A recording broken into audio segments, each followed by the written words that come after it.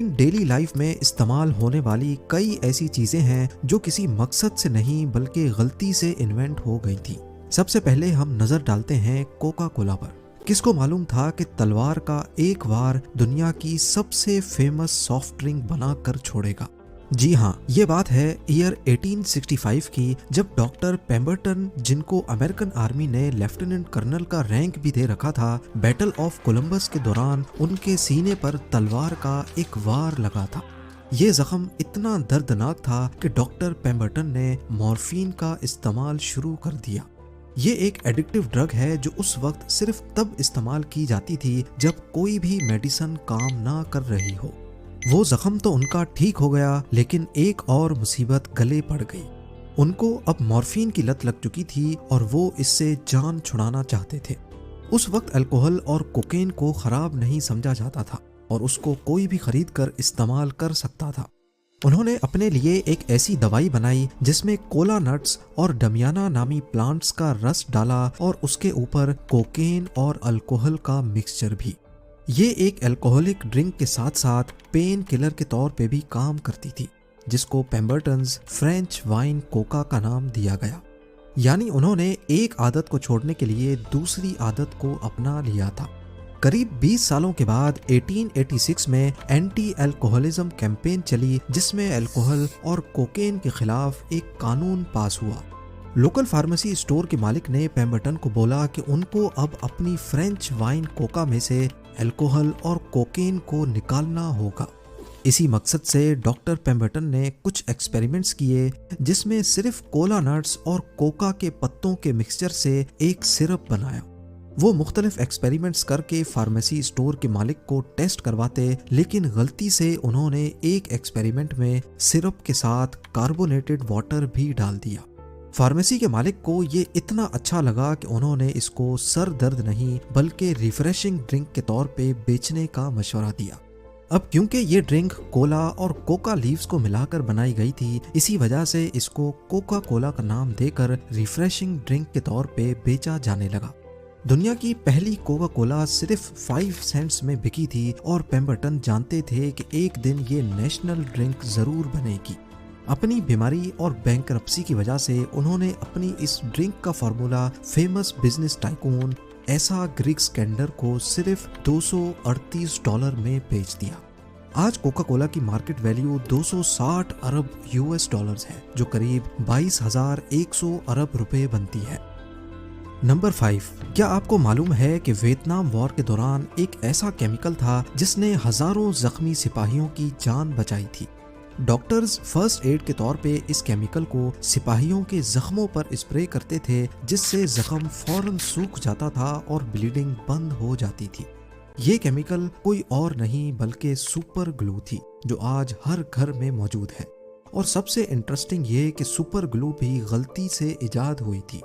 World war 2 के दौरान soldiers को सबसे बड़ा मसला था कि जब वो अपनी गन से फायर करते थे तो निशाना ठीक जगह पर नहीं लगता था। इस मसले को हल करने के लिए यूएस आर्मी को एक ऐसे निशाने की जरूरत थी जो बिल्कुल साफ प्लास्टिक का बना हो, ताकि उसके बीच से सब कुछ आसानी से नजर आ सके। इस क्लियर प्लास्टिक को बनाने के लिए केमिकल इंजीनियर्स की एक टीम हायर की गई, जिसमें डॉक्टर हैरी कूवर भी थे। ये लोग क्लियर प्लास्टिक बनाने के चक्कर में एक ऐसा केमिकल बना बैठे जो जरूरत से ज्यादा एडहेसिव यानी चिपकने वाला था। सयानो एक्रेलाइट नामी ये केमिकल गन्स का निशाना बनाने में काम ना आ सका। 9 सालों के बाद 1951 में डॉक्टर हैरी कूवर कोडेक कंपनी में जॉब कर रहे थे, जब यहाँ जेट इंजन की कैनोपी यानी उसके कवर बनाने के लिए कुछ एक्सपेरिमेंट्स किए जा रहे थे। इस मौके पर डॉक्टर हैरी कूवर ने एक बार फिर से सयानो एक्रेलाइट को उनके सामने इंट्रोड्यूस करवाया, लेकिन इस बार भी इस केमिकल को हद से ज्यादा एडहेसिव होने की वजह से रिजेक्ट कर दिया गया। इत्तेफाक से उस वक्त कोडेक के किसी दूसरे केमिस्ट का रिफ्रैक्ट्रोमीटर टूट गया था। तब डॉक्टर हैरी कूवर को आइडिया आया कि उनके पास ऑलरेडी इसका सॉल्यूशन है, और वो कोई और नहीं बल्कि सयानो एक्रेलाइट ही था। उन्होंने इस केमिकल की मदद से उनका महंगा रिफ्रैक्ट्रोमीटर सेकंडों में जोड़ दिया। ये वो वक्त था जब डॉक्टर हैरी कूवर को अंदाजा हुआ कि उनका बनाया हुआ केमिकल थोड़े ही टाइम में चीजों को हमेशा हमेशा के लिए जोड़ देता है और इसमें ना किसी हीट की जरूरत है और ना ही जोर लगाने की। 1958 में ये केमिकल कोडेक ने ईस्टमैन 910 के नाम से बेचना शुरू कर दिया, जिसको बाद में सुपर ग्लू का नाम दे दिया गया। चीजों को जोड़ने के साथ साथ सुपर ग्लू को फॉरेंसिक इन्वेस्टिगेशन में फिंगरप्रिंट रिकॉर्ड करने के लिए भी इस्तेमाल किया जाने लगा। सुपर ग्लू को गर्म करने पर इसके जो फ्यूम्स बनते हैं वो ना दिखने वाले फिंगरप्रिंट से रिएक्ट कर जाते हैं और मिनटों में जब सुपर ग्लू सूख कर सख्त हो जाती है तो उसमें फिंगरप्रिंट के निशान छपे होते थे। इन सभी इस्तेमाल के साथ साथ पहले सुपर ग्लू कट्स में ब्लीडिंग बंद करने के लिए फर्स्ट एड के तौर पे भी इस्तेमाल होती रही है, लेकिन इस मेथड को घर पर कभी ट्राई ना करना। नंबर 4, ब्लड प्रेशर चेक करना हो, बच्चों के शूज को टाइट करना हो या फिर मोबाइल लैपटॉप के चार्जर की वायर को लपेट कर बंद रखना हो, हर घर में हुक एंड लूप टेप का इस्तेमाल जरूर होता है, जिसे अक्सर वेलक्रो भी कहा जाता है। लेकिन क्या आपको मालूम है कि इसकी इन्वेंशन का आइडिया एक ऐसे मौके पर हुआ था जब 1941 में जॉर्ज डी मेस्ट्रल नामी इलेक्ट्रिकल इंजीनियर एल्प्स के पहाड़ों पर अपने कुत्ते के साथ हाइकिंग पे निकले थे। वॉक के दौरान बर्डॉक प्लांट के सीड्स उनके सॉक्स, कपड़ों और उनके कुत्ते से बार बार चिपक रहे थे। उन्होंने नोटिस किया कि सिर्फ हल्का सा टच होने पर ही बर्डॉक इनके कपड़ों से चिपक जाता है। वो कुछ बीज अपने साथ घर ले गए जहां उनको माइक्रोस्कोप से देखा। मालूम पड़ा कि इस सीड के कांटों की टिप एक हुक की तरह बनी हुई है जो कपड़ों पर मौजूद छोटे छोटे लूप्स में आसानी से फंस जाती है। ये प्लांट कुदरती तौर पे ही ऐसे बना है कि ये अपने सीड्स को पास से गुजरने वाले जानवरों के जरिए फैलाता है। जॉर्ज डी मेस्ट्रल को ये तरीका काफी हैरान कुन लगा। वो इस तरीके को इस्तेमाल करके कुछ यूजफुल बनाना चाहते थे, लिहाजा उन्होंने अपनी इस इन्वेंशन को 1955 में पब्लिक किया और अपने नाम से रजिस्टर भी करवा दिया।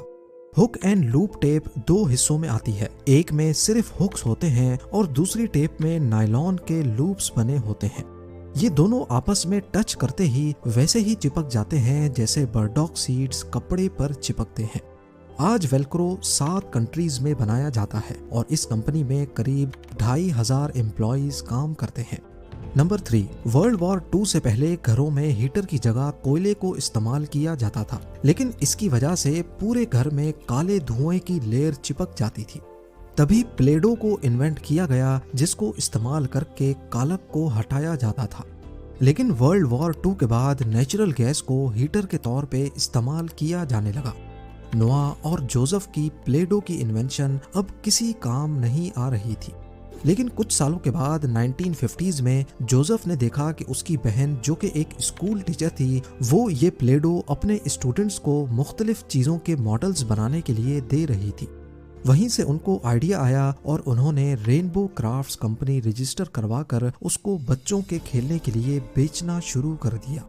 नंबर 2, पेस मेकर और पेनिसिलिन के अलावा मेडिकल इंडस्ट्री में ब्लड थिनर्स की इन्वेंशन भी असल में इत्तफाक से हो गई थी।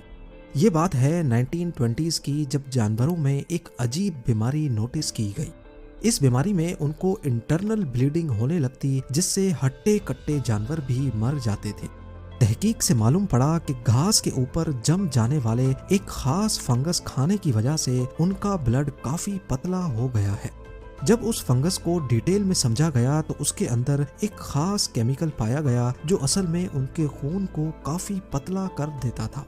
इस केमिकल को बाद में वाफरिन का नाम दिया गया, लेकिन इससे पहले कि ये हार्ट अटैक और स्ट्रोक के पेशेंट्स को दिया जाता, अगले 30 सालों तक ये चूहे मारने की दवा के तौर पे इस्तेमाल किया जाने लगा। 1950s के बाद वाफरिन को इंसानों पर भी इस्तेमाल करने का फैसला किया गया। इस जान बचाने वाली मेडिसिन को जिन पहले पेशेंट्स पर इस्तेमाल किया गया उनमें US president Dwight D Eisenhower भी थे, जिनको 1955 में हार्ट अटैक हुआ था और वाफरिन के इस्तेमाल से उनकी जान बचाई गई। और अब नंबर 1, इंसानों की सबसे बड़ी कामयाबी आग को जलाना थी। जब से इंसान आग को जलाना सीखा है, ये हमेशा इस प्रोसेस को आसान करने की कोशिश करता रहा है। माचिस से पहले आग जलाना एक बहुत ही मुशक्कत वाला काम हुआ करता था। कोई पत्थर रगड़कर आग लगाता तो कोई लकड़ी की स्टिक को दूसरी लकड़ी पर रखकर उसको ड्रिल की तरह चलाता था। ईयर 1827 में एक ब्रिटिश फार्मासिस्ट जॉन वॉकर कुछ केमिकल्स के साथ एक्सपेरिमेंट कर रहे थे। वो जिस स्टिक से केमिकल्स मिक्स कर रहे थे उन्होंने वो गलती से अपने रूम में बॉन फायर के बराबर रख दी। अचानक लकड़ी पे लगे केमिकल में फौरन आग लग गई। इसी के बाद उनको मैच स्टिक्स बनाने का आइडिया आया था। ये केमिकल पोटेशियम क्लोरेट और एंटीमनी सल्फाइड का मिक्सचर था। जॉन वॉकर की ये इन्वेंशन इतनी ज्यादा कामयाब हुई कि तब से लेकर आज तक हर घर में माचिस जरूर होता है। लेकिन जॉन वॉकर ने अपनी ये इन्वेंशन पेटेंट नहीं करवाई थी। लोगों ने उनके फॉर्मूले को कॉपी करके माचिस के नए नए वर्जन्स बनाना शुरू कर दिए। 1859 में जब उनकी मौत हुई उसके बाद से ही उनको मैच स्टिक का इन्वेंटर माना जाने लगा।